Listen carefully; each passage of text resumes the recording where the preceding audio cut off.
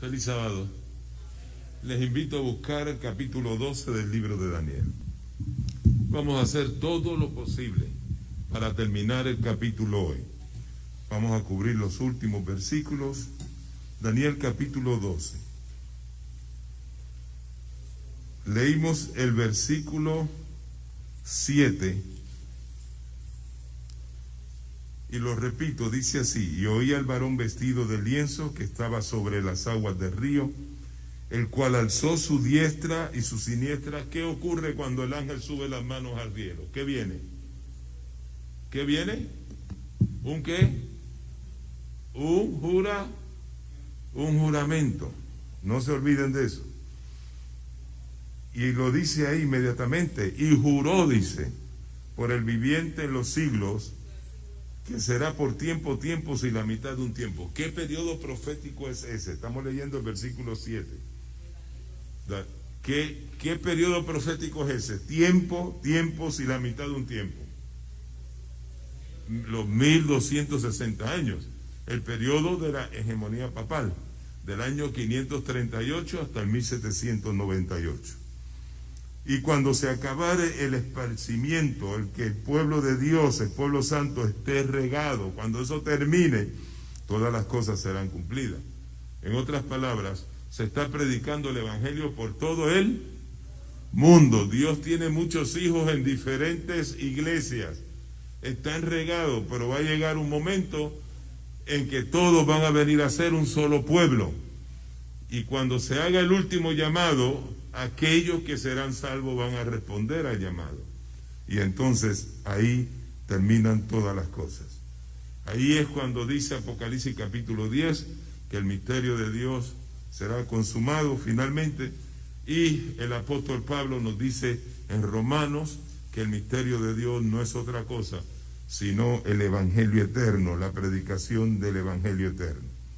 Versículo 8, yo oí, mas no entendí. ¿Qué problema el de Daniel? No entiende mucho, ¿no? Pero el Señor mío, ¿cuál será el cumplimiento? ¿Cuándo estas cosas van a ocurrir? Y se le dijo a Daniel una vez más, versículo 9, anda Daniel, que estas palabras están cerradas y selladas hasta el tiempo del cumplimiento. Ya en el versículo 4 se le había dicho Daniel, hasta aquí llega la visión, sella el libro hasta el tiempo del fin. Pasarán muchos y multiplicaráse la ciencia. Bueno, cuando vamos al original, al hebreo, realmente lo que dice es: se multiplicará el conocimiento. El conocimiento. Él es un artículo definido. Así que esto implica el conocimiento del libro de Daniel será multiplicado. Sería comprendido cabalmente. Y luego del periodo, cuando terminaron los 1260 años después de 1798, en ese periodo más o menos que caen las tres señales, la última fue en el 1833, la caída de las estrellas. Estamos hablando de las señales que marcan el comienzo del tiempo del fin. Hubo un gran despertar mundialmente hablando y hubo una comprensión más cabal acerca del libro de Daniel. Pero aún así, si usted entiende que cuando dice se multiplicará la ciencia, implica la ciencia secular, yo te pregunto, ¿se ha multiplicado la ciencia o no se ha multiplicado? Como quiera que lo interprete, estamos viviendo ya en los últimos días de la historia de la humanidad. Versículo 10, muchos serán limpios y emblanquecidos y purificados, mas los impíos obrarán impíamente, y ninguno de los impíos entenderá, pero entenderán los entendidos. Qué promesa preciosa, qué promesa linda. No todo el mundo va a entender, pero Dios tiene un pueblo que va a entender las profecías. Y desde el tiempo que fuera quitado, versículo 11, el tamid, ya vimos lo que era el tamid. ¿Qué era el tamid? ¿El qué? El continuo. ¿Qué es el continuo? El ministerio de los sacerdotes. ¿En qué lugar? ¿En el lugar santo o en el lugar santísimo? En el lugar santo. Pero aquí el tamid, que sería echado por tierra, estamos hablando de la intercesión, del ministerio de Jesús ¿En el lugar santo o el lugar santísimo en el santuario celestial? En el lugar santo, ¿verdad? Porque el tamid está relacionado con el lugar santo. No se olviden de eso. Vamos entonces, déjenme ver si me funciona.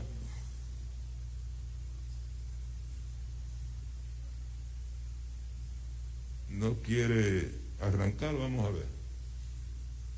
No sé si, ahí está. No me quiere funcionar. Vamos a ver.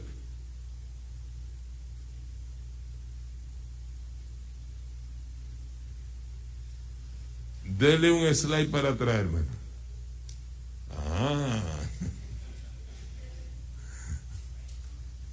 Recuerden que yo soy de Naguabo. Hay muchas cositas que me tienen que explicar, ¿no? Vamos a ver ahora. Entonces, José, si eres tan amable, estas luces se pueden apagar para que se pueda ver un poquito más claro se ve, ahí lo pueden apreciar. Ok, porque allí se ve más lindo ya en el televisor. Se ve más claro. Ok, fantástico.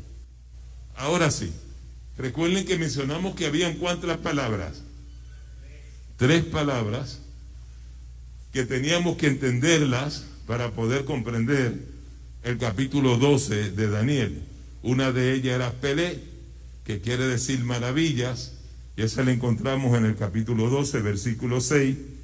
La otra ya la vimos y la acabamos de mencionar, Tamid, el continuo, Daniel 12:11, lo acabamos de leer, que tiene que ver con el ministerio de los sacerdotes. Y la otra palabra la vimos también en el capítulo 8, versículo 11, que era la abominación asoladora, el Siccus Omen. Esa palabra específicamente está conectada con todas las profecías, especialmente con la obra impostora del anticristo medieval, del anticristo romano medieval, hasta el 1798. Vimos Daniel 8:11, lo analizamos, aún contra el príncipe de la fortaleza se engrandeció. Estamos repasando lo que vimos lunes y miércoles, ¿no? Y por él mencionamos que en mal traducción, que debe de decir y de él, de Cristo, fue quitado el continuo, debe de decir solamente el continuo o la continuidad, porque la palabra sacrificio no está en el original, pero no molesta que esté ahí. Exacto. Y él luego, su santuario fue echado, ¿por qué? Y el lugar de su santuario fue echado por tierra, y ahí se establece lo que se conoce como el Siccus Omen, o la abominación asoladora o desoladora. Entonces vimos que se pregunta hasta cuándo duraría esto de que se estaría echando la verdad de santuario por tierra. Entonces se da la contestación en el versículo 13 y 14. ¿Hasta cuándo durará la visión del continuo sacrificio y la prevaricación asoladora? Que pone el santuario y el ejército, que es el pueblo de Dios, para ser hollados. Y él me dijo hasta 2300 días de tarde y mañana, y el santuario será purificado. Y ese periodo profético nos lleva hasta el 1844. Este es el mensaje central de la iglesia. La iglesia en el 1844, Dios la levanta para restaurar la verdad del santuario que había sido pisoteada por este poder, por el cuerno pequeño, por tanto tiempo. Las verdades importantes acerca del santuario celestial, dice la sierva del Señor, en Patriarcas y Profetas, página 371, y de la gran obra que allí se efectúa en favor de la redención del hombre, debían enseñarse mediante el santuario terrenal y sus servicios. Vimos entonces que lo que Dios le mostró a Moisés, lo que se conoce como tipos en hebreo, es el modelo celestial, es una copia del santuario celestial. Lo que Moisés construyó es lo que conocemos como el antitipo, ese es el terrenal, y mencionamos que el santuario celestial se le conoce como el prototipo, el original, el del cielo. Vimos algunos de los muebles de santuario, los que estaban relacionados con el tamid, los del lugar santo, la lámpara, la mesa de los panes y el altar del incienso que estaba delante de la cortina. Así que en el lugar santo se llevaba a cabo el ministerio diario de los sacerdotes, la mediación continua, pero solamente una vez al año se llevaba a cabo el ministerio, el servicio anual, que era un juicio, era el momento de la purificación del santuario terrenal, el lugar santísimo. Por lo tanto, la palabra tamid no está asociada con el lugar santísimo, solamente con el ministerio diario, que era el lugar santo. Así que el santuario en el cual oficia Jesús en nuestro favor es el gran, que dice la sierva del Señor, es el gran original. Lo que tuvimos aquí en la tierra es una copia del original, y eso hay que entenderlo. El apóstol Pablo escribió en Hebreos capítulo 8, versículo 1 y 2, así que la suma acerca de lo dicho es que tenemos tal pontífice que se sentó a la diestra del trono de la majestad en los cielos, ministro del santuario y de aquel verdadero tabernáculo que el Señor asentó, y no qué, y no hombre. Así que cuando comparamos las fases del oficio de Cristo en el cielo con el santuario terrenal, vemos que el lugar santo, que era el tamid, el ministerio diario, la mediación continua, eso lo comenzó Jesús, su intercesión, en el año 31, cuando murió, resucitó y ascendió ¿a dónde? Al cielo. Y dice Pablo en los Hebreos que fue directamente al santuario celestial, al lugar santo. No dice Pablo al lugar santísimo, al lugar santo. Y allí permaneció con el Padre, ¿hasta qué año? Hasta el 1844, y del 1844 en adelante, que pasa del lugar santo al santísimo, comenzó su ministerio en el lugar ¿qué? Santísimo ahora, y él lleva a cabo ahí su ministerio, y mencionamos que 4 cosas, 3 ocurrieron en el cielo. ¿Cuáles son? Número 1, Jesús pasa del lugar santo al lugar. Número 2, comienza una obra de juicio en el cielo. Número 3, comienza una obra de purificación, y mencionamos la diferencia entre el juicio y la purificación. Y número 4, aquí en la tierra comienza en el 1844 la restauración de la verdad. Dios levanta un pueblo, una iglesia, para restaurar la verdad del santuario, porque la pregunta era ¿hasta cuándo va a durar que ese poder va a estar pisoteando la verdad del santuario? Pues Dios intercede, y en el 1844 levanta una iglesia que comienza a predicar la verdad del santuario. Vimos Daniel capítulo 7, donde se presenta el momento cuando algo está ocurriendo con el sistema, y yo espero que no sea yo. Se está corriendo. Hay una flechita moviéndose. Ok, vamos a ver ahora. ¿Estamos? Vimos Daniel capítulo 7, todo esto es un repaso cuando se presenta la escena, cuando el Padre y el Hijo pasan al lugar santísimo. Ok, aquí están los 4 eventos que ocurrieron, ya eso lo vimos ayer miércoles. Entonces, cuando dice que echó por tierra la verdad del santuario, estableció la abominación asoladora. Vamos a aclarar algo ahora en el versículo 11, y ahí caímos en el seminario de hoy. Versículo 11 dice: y desde el tiempo que sea quitada la continuidad y puesta la abominación asoladora, habrá 1290 días. A que así no dice la Biblia de ustedes. ¿Cómo dice la Biblia de ustedes? Un voluntario. Lean la Biblia en español, no la lean en hebreo, en español.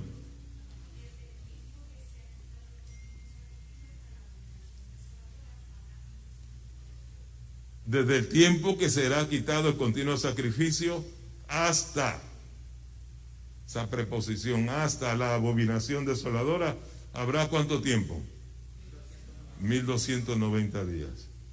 ¿Alguien tiene una versión diferente o es la misma? En las versiones de español aparece la palabra hasta o no aparece la palabra hasta. ¿Cómo dice la tuya? Ah, pero esa es la moderna. Qué interesante, vamos a escucharla. 1290 días pasarán desde el momento en que se suspenda el sacrificio diario y se ponga el horrible sacrilegio en el templo del Señor. Bueno, quiere decir hasta que se ponga el horrible sacrilegio. ¿Está bien? Vamos a entender el versículo. ¿Cómo dice la tuya? Dice hasta. Ok, miren cuál es el problema y lo que trae la confusión en la interpretación del capítulo 12. Si decimos desde el momento que fue quitado el continuo hasta la abominación desoladora o la prevaricación asoladora, habrá desde allá hasta acá, ¿cuánto tiempo? ¿Qué periodo? 1290 años. Quiere decir que es quitado el tamid, el ministerio de Jesús, pasan 1290 años y se establece la abominación asoladora. ¿Lo entendemos así? Por eso es que las malas traducciones traen confusión. Porque cuando usted va al original no aparece hasta, la palabra hasta. La versión correcta es la que ustedes tienen en la pantalla. Y desde el tiempo que sea quitada la continuidad, porque la palabra sacrificio no está en el original, y puesta la abominación asoladora. En otras palabras, se quita la continuidad y se pone la abominación asoladora. ¿Entienden ahora? En el mismo momento. Se quita una cosa y se pone otra, que va a durar 1290 años. ¿Perdón? ¿Estamos claros? Si ustedes me preguntan cómo lo puedes mostrar con la Biblia, vamos al capítulo 11, para que ustedes vean que se quita una cosa y se pone la otra. Capítulo 11, versículo 31. Miren lo que dice. Y serán puestos brazos de su parte, y contaminarán el santuario de fortaleza.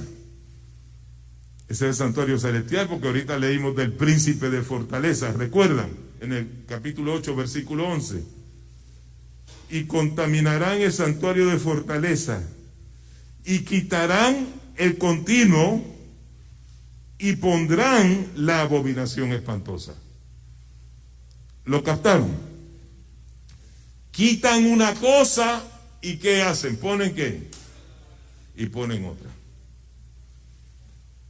Vamos a ver cuándo ocurrió eso. Gracias, hermana. Vamos a ver cuándo ocurrió eso. El rey Clodoveo, ¿se acuerdan la división del Imperio Romano? Las 10 naciones. Los bárbaros que bajaron del norte, que derrotaron a Roma y se establecieron en el occidente. Ahí tenemos las trompetas. Cualquier otro día separamos una semana para las trompetas. Porque las trompetas apocalípticas explican en detalle todo lo que ocurrió con la caída de Roma y el establecimiento de esas 10 naciones. Uno de las naciones más poderosas que se estableció fue los francos. El rey Clodoveo era el rey de Francia. Y Clodoveo se convierte a la fe católica en el año 508. Y eso tuvo un impacto en Europa. Él derrotó a los godos. Esto fue un paso importante para el establecimiento de la Iglesia Católica y fue el primero en enviar una corona para ser puesta en la cabeza del Papa en ese año. Porque él reconocía a Clodoveo que el Papa era la cabeza, como decir el rey, el más que manda, no solamente en la Iglesia, sino en el Estado. Y para entonces era el obispo de Roma, porque el papado no existía, el obispo de Roma. Entonces, tenemos el caso de el decreto de Justiniano. El decreto de Justiniano, no me robe el agua, hermano, apenas luz del día aquí, bromeando, no se preocupe, pero no me asuste. decreto de Justiniano fue en el año 533, no en el 538. Pero como los lombardos, los érulos y los ostrogodos se oponían al papado, hubo una guerra y tomó casi 5 años por él derrotar a estos tres poderes y de esa forma abrir el paso para que en el 538 finalmente se pudiese cumplir el decreto de Justiniano. Clodoveo se entrega a la fe cristiana, le envía una corona, esta es una réplica de la corona que le mandó el Papa, uniendo el Estado con la Iglesia y dándole todo el apoyo que el papado necesitaba. ¿Y cómo ocurrió esto? Le cuento rápido, abuelo de pájaro. El Papa manda un emisario donde el rey Clodoveo tiene problemas, no puede ejercer, pero no el Papa, el obispo, repito otra vez. El emisario llega hasta Francia, se entrevista con el rey Clodoveo. Ustedes saben que los reyes se sentaban en su trono y venían todas las personas a pedirles en turno. Y cuando le tocó el turno a este emisario, que se saludan, él empieza a hablarle al Papa y le dice: yo le voy a hablar del Evangelio. Y empieza a hablarle del Evangelio antes de explicarle el problema que tenía la iglesia allá en Roma. Y cuando le explica la historia de Jesús, queda muy conmovido el rey Clodoveo. Pero cuando llega la parte que vinieron los judíos y crucificaron a Jesús, Clodoveo se molestó tanto y tanto que se levantó del trono y dijo: ensílleme los caballos que voy para allá a matar a esa gente, que mataron a un hombre inocente.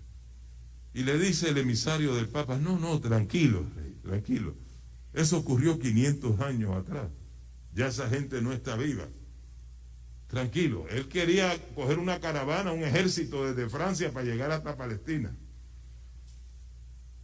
Y entonces se le acabó el tiempo y le dice el rey: venga mañana y seguimos hablando de él. Y se quedó ahí en el palacio, el emisario de Roma. Va al otro día, le toca su turno, y cuando está frente al rey, le dice: rey, he venido desde Roma. Espérate, antes que me digas para qué has venido, cuéntame esa historia que me contaste ayer, que me gustó de Jesús. Y él le dijo: bueno, está bien. Comenzó a contarle lo mismo que le había contado el día anterior. Y cuando llegó a la parte que los judíos mataron a Jesús, el rey apretó donde se pone el brazo y se puso así rabioso y dijo: ensílleme en el caballo que voy. Pero cálmese, rey, ya le dije ayer que eso pasó hace 500 años atrás. No tiene que molestarse, tranquilo, cálmese. Está bien, váyase y venga mañana y me cuenta mañana entonces para qué vino. Y él se fue ya.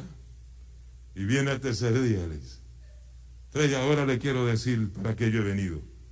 Y él le dijo: no, pero cuéntame esa historia que me contaste ayer, que me gustó la historia. Y él dijo: yo se la voy a contar. Le dijo: pues mire, quiero decirle que hay un grupo de gente que se opone al obispo, el representante de Jesús aquí en la tierra, y no lo dejan gobernar como debe ser gobernado, y están haciendo lo que hicieron los judíos. Y ahí se encoleró el rey y dijo: pues hay que meterle mano a esa gente. Y hizo todo, preparó su ejército, y Francia le declaró la guerra a los érulos, a los lombardos y a los ostrogodos, que los ostrogodos eran quienes más tenían control del área. Y de esa forma logró una gran victoria contra los ostrogodos, abriendo las puertas para el establecimiento del papado en Roma, y para que Roma tuviera control, no solamente de la iglesia, sino también del Estado. Clodoveo aceptó la fe católica, fue bautizado con todo su ejército, y ahora comenzó una gran campaña de parte de la iglesia. La Inquisición, las cruzadas, ustedes conocen la historia, no podemos detenernos, pero la iglesia estaba respaldada por la orden de Clodoveo y la orden de Justiniano.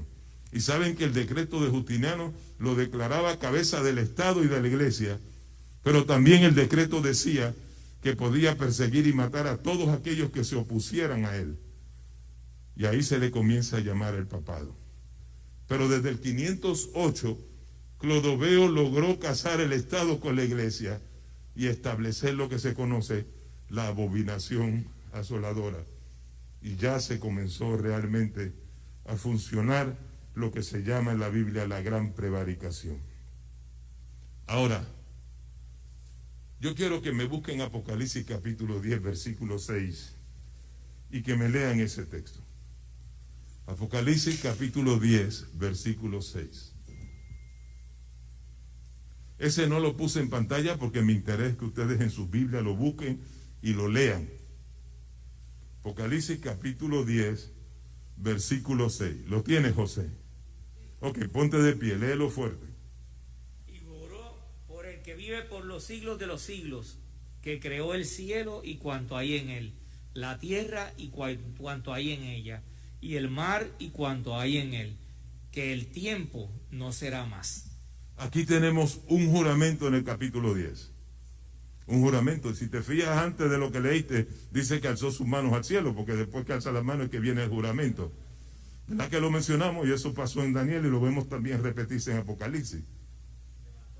El mismo Jesús está jurando. ¿Él puede jurar por sí mismo? ¿Puede Jesús jurar? Nosotros no, porque el hombre es pecador y falla. ¿Cierto o falso? Pero Dios no falla. Y lo que Él dice se cumple. Y Él puede jurar por Él, por el Padre, por todo lo que está en el cielo. Porque Dios, y Dios puede que jurar y Dios lo va a cumplir. Así que debe ser una expresión solemne. Iglesia, yo quiero que estén conmigo. Yo quiero que estén conmigo. Tú necesitas creer a Dios, obedecer a Dios. Cuando te dice algo bajo juramento, yo no. Si Él lo dice sin jurar, más que suficiente para obedecerlo y creerlo. ¿Cierto o falso? Porque la palabra de Dios es firme, es eterna. Dios no miente. Si Dios dice que este micrófono es azul, pero yo lo veo rojo, no. Si Dios dice que es azul, yo creo que es azul. Lo estoy viendo rojo porque algo le ha pasado a mis ojos. Pero Dios dice las cosas como son. Y ahora Él dice bajo juramento. Él no lo tiene que decir bajo juramento para yo creerlo. Necesitan ustedes que Él jure para ustedes creerlo. Pero bajo juramento, Él dice que el tiempo no será más. Pues yo entiendo que esa es una expresión solemne, ¿cierto o falso? Eso es una expresión solemne. Y no podemos pasarle por encima. Y hay muchos traductores que están ignorando estas palabras de Jesús. Muchos intérpretes descuidan la interpretación correcta tal como está presentada en la palabra de Dios. ¿Qué quiere decir en Apocalipsis que el tiempo no será más? ¿Qué implica eso? ¿Qué quiere decir que el tiempo no será más? ¿A qué implica? ¿De qué está hablando? No es del fin del tiempo, no es del fin del tiempo de gracia. Lo que está hablando el ángel ahí, lo vamos a ver ahora en el Espíritu de Profecía, es del fin de los periodos proféticos. Cuando el ángel dice el tiempo no será más, lo que está implicando es que después del 1844 no habría más periodos proféticos o profecías que tienen que ver con tiempo. No estoy diciendo que no pueden haber profecías. Después del 44 hay muchas profecías y todavía hay muchas profecías que no se han cumplido. Pero decir el tiempo no será más implica que las profecías del tiempo del fin no las podemos enmarcar en periodos proféticos. El último periodo profético que encontramos en la Biblia son los 2300 tarde y mañana. Después de eso, el tiempo no será más. ¿Estamos claros, iglesia? Y no solamente porque lo dijo Dios, sino porque lo dijo bajo juramento. Y eso hay que tomarlo bien serio. Vamos a ver alguna cita del Espíritu de Profecía. La primera la saqué del Comentario Bíblico Adventista, tomo 7, página 982, se escribió en el 1900, refiriéndose a esta expresión del ángel. Dice la sierva del Señor: este tiempo, el que el ángel declara con un solemne juramento, no es el fin de la historia del mundo, ni del tiempo de gracia, sino del tiempo que profético, que precederá al advenimiento de nuestro Señor. Es decir, la gente no tendrá otro mensaje acerca de un tiempo definido. ¿Necesitamos decir algo más sobre esto? No. ¿Está claro o no está claro? Porque se lo digo porque en la iglesia se están levantando predicadores aplicando las trompetas para el tiempo del fin. Entonces usted tiene un problema serio ahí. ¿Por qué? Porque la quinta y la sexta trompeta tienen dos periodos proféticos. La quinta los 150 años y la sexta los 391 años con 15 días son periodos proféticos. Usted no puede aplicar esas trompetas para que se cumplan en el futuro. ¿Qué va a hacer usted con el periodo profético? Echarlo a zafacón, ignorarlo. Y si la séptima trompeta, dice el capítulo 11 de Apocalipsis, empieza a tocar cuando se abre el templo de Dios, que se ve el arca del pacto en el 1844, cuando comienza el juicio de los muertos. ¿Cuándo comenzó el juicio, investigador? El juicio de los muertos. 1844.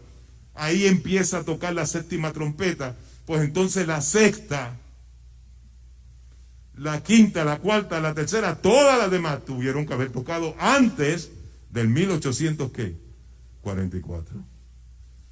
Hay otros predicadores por ahí diciendo que los 3 años y medio, eso tiene que ver con los 3 años y medio literales que va a ser en el tiempo del fin, cuando se va a predicar la palabra.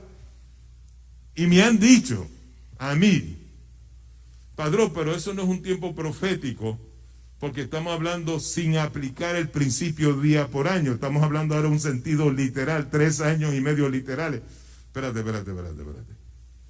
Todo periodo que tú me hables a mí aplicando el principio día por año hacia el futuro es un periodo profético, punto, pertenece al futuro. Además, fíjense lo que dice al final la sierva del Señor: la gente no tendrá otro mensaje acerca de un tiempo que definido. Si tú me hablas de 3 años y medio para el futuro, me estás hablando de un tiempo definido, ¿cierto o falso? No hay tiempo profético, no hay tiempo definido. Se acabó. Miren esta otra cita, por si acaso no nos convence esta cita. Eventos de los últimos días, página 36.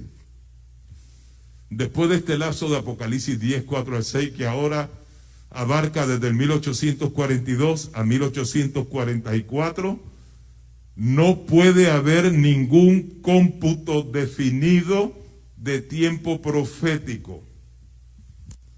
El cálculo más prolongado llega hasta el otoño de 1844. Y eso es lo que nos caracteriza como iglesia, que no estamos poniendo fecha ni para la venida de Jesús, ni para cumplimiento de ningún evento, ni de la ley de cierre, ni de la culminación de la predicación de la iglesia, porque es que lo ponen bien bonito estos predicadores.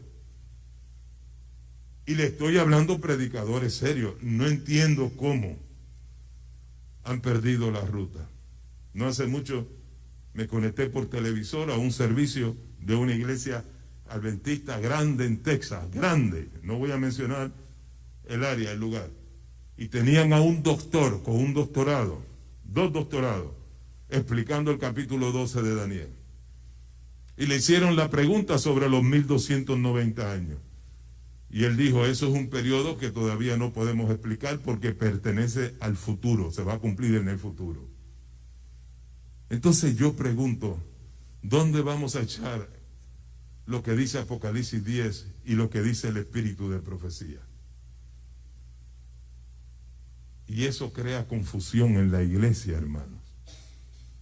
Viajaba a Mayagüez, prendí la radio un domingo temprano por la mañana, hay un programa ahí que sale por la mañana Y me gustaba porque hace mucho énfasis de las señales del fin y del papado. Y yo estaba envuelto en ese programa que escuchaba por la radio, no vamos a decir el programa ni la estación, cuando de momento dice la persona que está hablando, y debemos prepararnos para los últimos 3 años y medio proféticos que están en Apocalipsis. ¿Saben qué? Para mí se dañó todo el programa. Porque Dios no es 99 bien correcto y 1% incorrecto.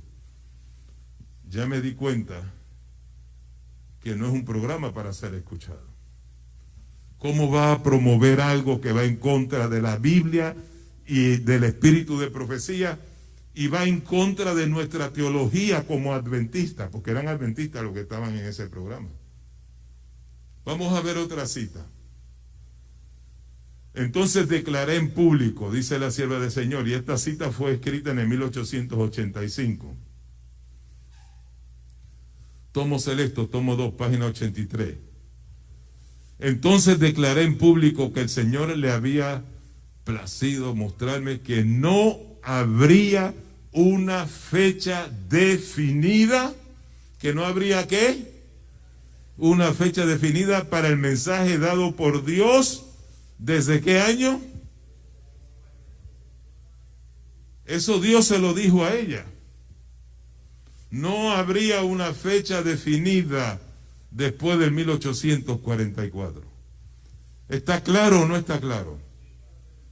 Vamos a ver esta otra cita sacada de Manuscript Relief, tomo 10, página 270. Se escribió en el 1888. Nuestra posición, dice la sierva del Señor, como iglesia, por supuesto, ha sido de esperar y ¿qué más? Y velar, sin que se proclame un tiempo o fecha que tenga lugar entre el fin de los periodos proféticos en 1844 y el momento de la venida de nuestro Señor. ¿Qué se da la orden? ¿Que proclamemos fechas y periodos proféticos entre el 44 y la venida del Señor? No. Y fíjense lo que ya dice, entre el fin de los periodos proféticos en el 1844. Ella es clara, ¿cierto o falso?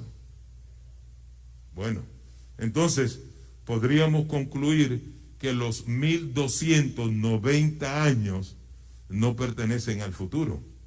Porque lo que se está enseñando ahora es que ese periodo profético de los 1290 años es un periodo del futuro.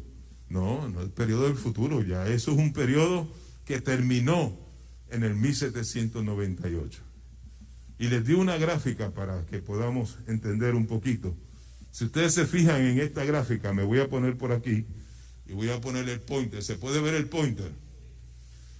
Ustedes ven que la abominación espantosa se establece con Clodoveo cuando se convierte a la fe cristiana y reconoce al obispo de Roma, cabeza del Estado y de la Iglesia. Se comienza a echar por tierra la verdad del santuario. Se establecen confesionarios y ya ustedes saben todo lo demás. Santos, culto a María, etcétera, etcétera. 30 años después que ocurrió ese evento, se aplica el decreto de Justiniano en el año 538. Si ustedes se fijan, tanto el periodo de los 1290 como el periodo de los 1260 culminan y terminan cuando termina y cuando cae el papado, el poder del Papa en el 1798. Hasta ahí llega la abominación espantosa y hasta ahí llega la hegemonía o la supremacía papal. Y si usted hace un cálculo del año 508 hasta el 1798, hay exactamente 1290 años. ¿Les ayuda esta gráfica a entender un poquito eso? Porque hay muchas personas que me dicen, padrón, no entiendo eso de los 1290 años, el capítulo 12 de Daniel. Ya ustedes pueden entenderlo claramente, ¿no? Y usted va a decirme a mí, padrón, pero entonces el papado no resurgió otra vez. Sí, resurgió otra vez. Y no aplica la abominación espantosa. Bueno, según Daniel, el poder del Papa y la abominación se va a extender una vez resurja hasta el final. Pero ¿qué es lo que pasa aquí? Déjenme explicarle. Muchos no saben lo que es el siccus omen, la abominación asoladora. Pero si yo les pregunto a ustedes ahora que estuvieron esta semana, ¿qué es la abominación asoladora? ¿Qué es la abominación asoladora? Díganme ustedes.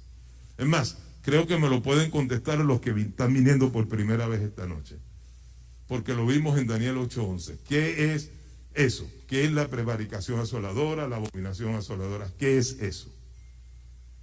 Dígame. El echar por tierra la verdad del santuario, ¿verdad que sí? Lo vimos ahí en el capítulo 11. Y echó por tierra la verdad del santuario y estableció lo que es la abominación, ¿qué?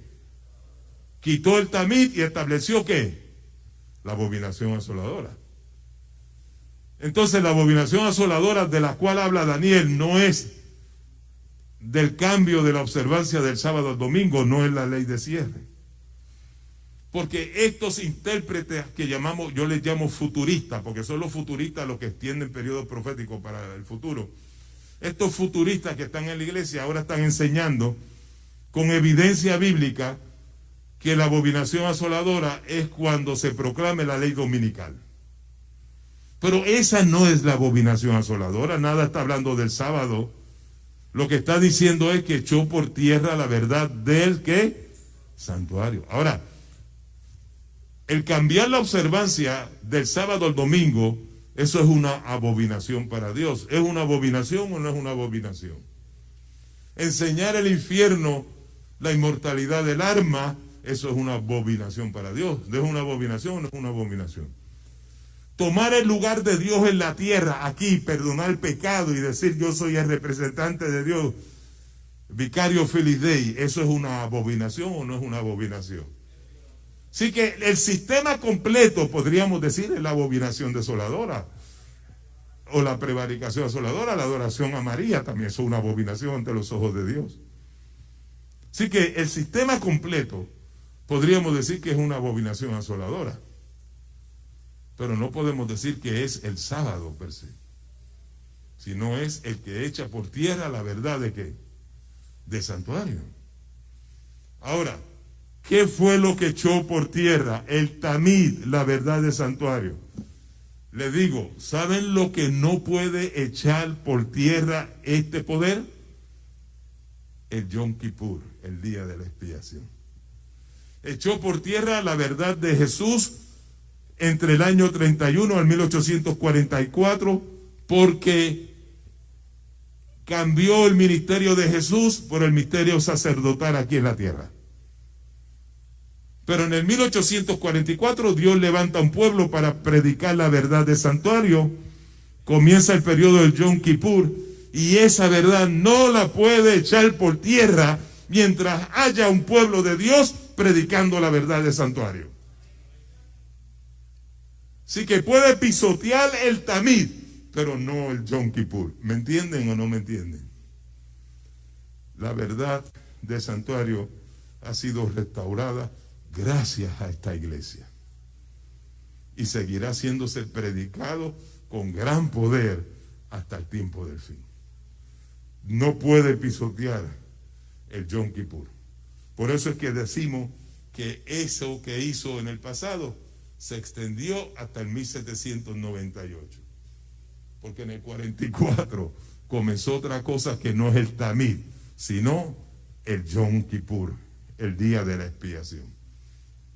Así que ahora leemos el versículo 12.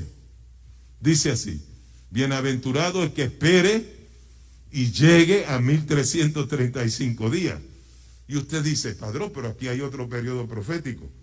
Y han querido separarlos como dos periodos proféticos diferentes: el de los 1290 y el de los 1335. Pero escuchen bien, si estamos bien atentos. Los 1335 es el mismo periodo de los 1290. Porque el texto no está hablando de que está presentando un periodo nuevo, sino que está diciendo feliz o bienaventurado el que espere y llegue. Ya te hablé de 1290, pero el que llegue un poquito más hasta 1335, ese es bienaventurado. ¿Entienden ahora? Yo te presento 1290 años, pero el que aguanta hasta 1335 es bienaventurado. El que aguante un poquito más después de los 1290. ¿Y cuánto es un poquito más? 45 años más. Si usted suma a los 1290, 45 años más, completa 1335 años en total. La pregunta es, ¿a qué año nos lleva? Aquí viene ahora lo que tenemos que entender. Llega exactamente al 1843, no al 44. Y hay muchos que han querido estirar la línea, y yo hubiese querido también, y llevarlo hasta 1844, porque el diagrama se hubiese visto más bonito. Pero ¿por qué meten el 1843 por el medio? Si el 1844 suena mejor. Bueno, lo que pasa es que nosotros tenemos que presentar las cosas como están en la palabra de Dios. Nosotros no, a conveniencia de nosotros, no podemos llevarlo a 1844. Si usted suma a los 1290, 45 días, llega al 1843. O si usted parte desde el 508, 1335 días hacia adelante, llega al 1843. Yo he hablado con teólogos de renombre que me dicen, padrón, no, llega hasta el 1844 cuando aplicas el cómputo inclusive. Eso es un principio de interpretación que no vamos a explicar ahora.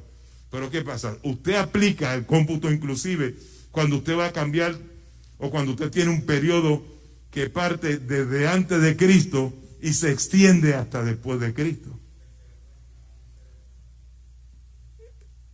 Tiene que ver un poquito con eso.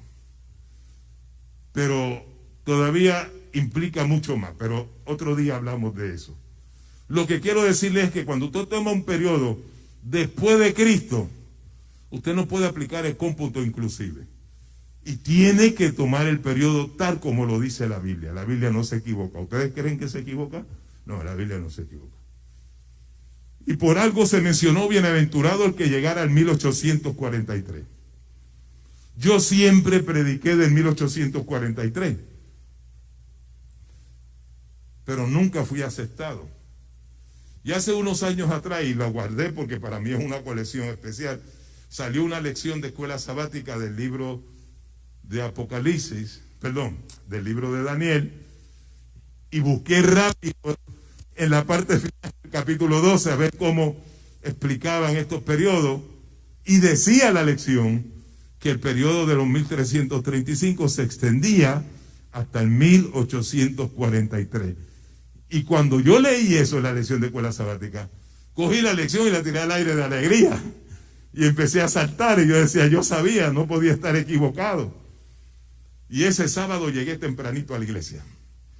Número 1 ahí en la lección de escuela sabática. Y estaba así que me meneaba en la silla, esperando que alguien soltara 1844, para yo abrirle la lección de escuela sabática. Mira lo que dice aquí la lección de escuela sabática. 1843. Ahora usted me va a preguntar a mí, padrón, ¿qué pasó en el 1843? Bueno, ¿qué ocurrió en esa fecha? Miren lo que dice el Espíritu de Profecía. Ese fue el clamor a medianoche. Esa fue la predicación fuerte de los mileristas, anunciando que Jesús venía en el 44. Y miren lo que pasó en esa fecha. Y esto lo describe una persona que estuvo presente en ese movimiento. Dice ella, en el libro Cristo en su Santuario, páginas 68 y 69. En casi todas las ciudades se convertían los oyentes por docenas y hasta por centenares. En muchas poblaciones se le abrían de par en par las iglesias protestantes de casi todas las denominaciones. Hubo taberneros que abandonaron su negocio y convirtieron sus establecimientos en salas de culto. Los garitos eran abandonados.